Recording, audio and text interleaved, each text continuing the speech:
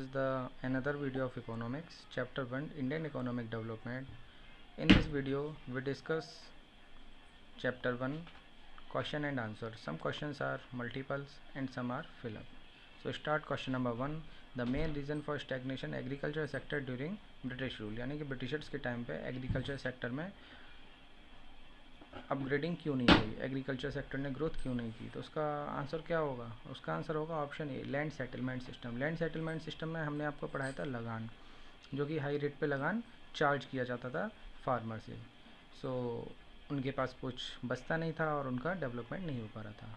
Now question number second, the first official census was conducted in the year. First official census कब conduct हुआ था India में? 1881 में। उसके बाद एवरी 10 ईयर ही अभी तक कंटिन्यू हुए हैं। Question number third, the foundation of British empire in India was led by battle of Plassey 14। जो बैटल ऑफ प्लासी हुआ था, जिसके बाद बैटल ऑफ प्लासी से ब्रिटिशर्स का इंडिया में फाउंडेशन माना जाता है, वो कब हुआ था? वो हुआ था 1757 में। Okay, next question, which industry received the major setback during the colonial rule. यानी कि किस इंडस्ट्री में सबसे ज़्यादा डाउनवर्ड रहा था कॉलोनियल टाइम पे? वो था हमारा जो ट्रेडिशनल हम एक्सपोर्ट करते थे। क्या एक्सपोर्ट करते थे? हैंडीक्राफ्ट। तो हैंडीक्राफ्ट इंडस्ट्रीज़ का आंसर होगा। Next question, India jute industry suffered heavily due to after partition. यानी कि पार्टीशन के बाद जूट इंडस्ट्री में जो सबसे ज़्यादा प्रॉब्लम्स हुई वो किसकी हुई? वो हुई लैक ऑफ रॉ मटेरियल की। क्योंकि पार्टीशन के बाद जो हमारा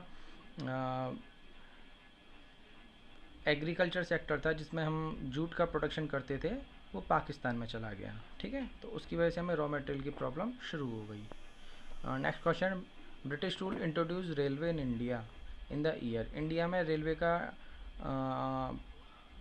कब से शुरू हुआ? तो इसका आंसर क्या होगा? 1850 में इंडिया में रेलवे शुरू हुई। Question number 7, decline of handicraft industries due to. Handicraft industries के डेक्लाइन होने के क्या रीज़न है? होने से क्या हुआ? तो क्या हुआ? पहला था मैसिव अनएम्प्लॉयमेंट। जब हैंडीक्राफ्ट इंडस्ट्रीज डेक्लाइन हो गई, हमारे यहाँ से रॉ मटेरियल एक्सपोर्ट होने लगा, तो क्या हुआ? लोग फालतू हो गए, यानी कि जिनको वर्क मिला हुआ था वो सब बेरोज़गार हो गए। तो ये इसका ऑप्शन होगा, मैसिव अनएम्प्लॉयमेंट। सेकंड को चेक करते हैं, import of finish goods. Yes, जब हम रॉ मटेरियल को एक्सपोर्ट कर रहे थे तो इम्पोर्ट क्या कर रहे थे? Finish goods. तो इसके ए और बी दोनों आंसर होंगे। सो फाइनली आंसर क्या होगा? C, both A and B. Next question, which industries was adversely affected due to partition. फिर से वही क्वेश्चन, पार्टीशन के बाद किस इंडस्ट्री ने सबसे ज़्यादा प्रॉब्लम्स फेस की? तो उसका आंसर क्या होगा? जूट। क्योंकि जूट कहाँ चला गया था?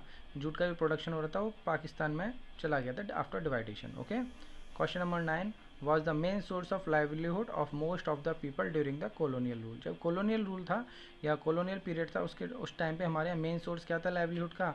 तो मेन सोर्स था हमारे यहाँ agriculture. Yes, you are right. The opening of Suez canal served as a direct route for ships operating between. Suez canal से कहाँ का डायरेक्ट रूट शुरू हो गया? तो स्वेज कैनाल से इंडिया से ब्रिटेन का डायरेक्ट रूट शुरू हुआ था। ये हमने चैप्टर में डिस्कस किया था, जिसका आंसर होगा D. Question number 11, was the most important infrastructure developed during the British rule. British rule के टाइम पे जो इंफ्रास्ट्रक्चर का डेवलपमेंट हुआ था, उसमें सबसे ज़्यादा इंपॉर्टेंट क्या था? तो बताइए। यस, उसमें सबसे ज़्यादा इंपॉर्टेंट था रेलवे। और रेलवे इंट्रोड्यूस इंडिया में कब हुआ था? 1850 को। ओके, सो अब हम आगे कुछ क्वेश्चंस के तरफ चलते हैं, जो कि 1 मार्क्स के क्वेश्चन हैं और विद आंसर्स हैं। So question number 1, was the main reason for stagnation in agriculture sector during the British rule. यानी कि एग्रीकल्चर सेक्टर में स्टैग्नेशन की क्या रीज़न थे? तो फर्स्ट क्या था? Land settlement system introduce by Britishers. यानी कि जो स्टैग्नेशन था एग्रीकल्चर सेक्टर में, वो क्यों था? लैंड सेटलमेंट सिस्टम की वजह से। नेक्स्ट है, what was the main focus of economic policies pursued by the colonial government in India. जो इकोनॉमिक पॉलिसीज थी उन पे क्या फोकस था? तो उन पे क्या फोकस था बताइए। उन पे जो भी फोकस था वो अपने खुद के इकोनॉमिक इंटरेस्ट के लिए था। Okay, the main aim of colonial government was to protect and promote economic interest of own, खुद का इकोनॉमिक इंटरेस्ट था। Next question, what was the rate of growth per capita output per year during the first half of century. तो per capita कितना था? 0.5%। ये हम chapter में discuss कर चुके हैं।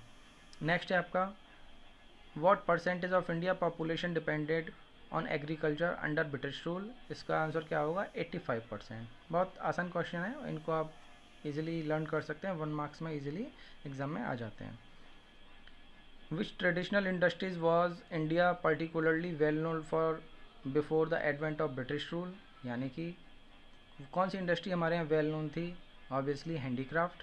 Give two reason for low level of agriculture productivity during the colonial rule. तो एग्रीकल्चर में क्या प्रॉब्लम थी? तो वही थी outdated technology, lack of irrigation, या स्केर्सिटी ऑफ इन्वेस्टमेंट। लिख सकते हैं आप easily. Which next question, which Indian industry was adversely affected due to partition? So ये क्वेश्चन तीसरी बार रिपीट हो रहा है, इसका फाइनल आंसर क्या है? Jute. Jute industry was adversely affected as most of the jute producing areas went to Pakistan. Yes, partition के बाद जो जूट प्रोडक्शन एरिया था, एग्रीकल्चर एरिया, वो कहाँ चला गया? पाकिस्तान के हिस्से में। Next question, give the meaning of occupational. So occupational structure refers to distribution of working persons across different industries and sector. यानी कि अलग अलग इंडस्ट्री और सेक्टर्स में जो लोग वर्क करते हैं उनको बोलते हैं occupational structure. Next, what was the effect of the decline of handicraft industry in India? यानी कि हैंडीक्राफ्ट इंडस्ट्रीज़ के डेक्लाइन के क्या इफेक्ट थे? तो पहला था आपका अनएम्प्लॉयमेंट हुआ अपने यहाँ, और दूसरा क्या हुआ? हम डिमांड करने लगे या इंपोर्ट करने लगे क्या? Finish cost. Yes. What do you mean by commercialisation of agriculture? Agriculture के कॉमर्शलाइजेशन से आप क्या समझते हैं? Commercialisation of agriculture means production of crops for sale in the market rather than for self. यानी कि कॉमर्शलाइजेशन से मतलब होता है खुद के यूज़ के लिए उस फसल को न लेना, बल्कि किसके लिए लेना उस फसल को? किसके लिए प्रोडक्शन करना? मार्केट में सेल करने के लिए। यानी कि सेल्फ कंजप्शन के लिए नहीं, मार्केट में सेल करने के लिए। Okay, next question, what was the main causes of food shortage in India after partition? Partition के बाद हमारे यहाँ फूड की शॉर्टेज क्यों? इसके मेन रीज़न क्या थे? The main cause was the food surplus area of west Punjab and Sindh goes to Pakistan. यानी कि जिस जगह ज़्यादा प्रोडक्शन होता था फूड का, तो वो किसके हिस्से में आ गई? पाकिस्तान के हिस्से में। वो कौन कौन से हिस्से थे? वेस्ट पंजाब एंड सिंध प्रांत। Okay, next question, what was the infant mortality rate during the British rule? Yes, ये हमने आपको चैप्टर जब डिस्कस किया था बताया था 218। Okay, next question, mention the most important infrastructure development during the British period. यानी कि सबसे बड़ा इंफ्रास्ट्रक्चर और सबसे इंपॉर्टेंट इंफ्रास्ट्रक्चर ब्रिटिशर्स के टाइम पे क्या था जो उन्होंने डेवलप किया था? वो रोड नहीं था, वो क्या था? रेलवे था। What was the effect of the decline of handicraft industry in India? Handicraft industry को डेक्लाइन करने के क्या इफेक्ट थे? It created massive unemployment. ये क्वेश्चन चौथी बार रिपीट हो रहा है। And increase demand for Britain manufactured goods in the domestic market. यानी कि डोमेस्टिक मार्केट में ब्रिटिशर्स के गुड्स की डिमांड शुरू हो गई। यानी कि हम कह सकते हैं हम फिनिश गुड्स को क्या करने लगे? इंपोर्ट करने लगे। Next question, what were the two main drawbacks of the industrial sector during the colonial rule? यानी कि इंडस्ट्रियल सेक्टर में कॉलोनियल रूल के टाइम पे क्या ड्रॉबैक्स थे? तो फर्स्ट है उसमें the growth of industrial sector was very slow, and second one is the area of public sector was very limited. Yes, public sector का एरिया बहुत लिमिटेड था, बहुत कम पब्लिक सेक्टर थे। What were the main reasons for slow growth of population during British rule? The main reason for the slow growth of population during British rule were poverty, malnutrition, famines, epidemics and poor health facilities. Okay dear ones, अब इन questions को आप चाहें तो note down कर सकते हैं, otherwise video आप download कर सकते हैं। आपके जो भी क्वेश्चंस हो आप कमेंट सेक्शन में आके क्वेश्चन पूछ सकते हैं या पर्सनली मैसेज करके क्वेश्चंस पूछ सकते हैं। Okay, thank you. मिलते हैं हम नेक्स्ट वीडियो में नेक्स्ट चैप्टर के साथ, चैप्टर 2 के साथ। Okay, good bye.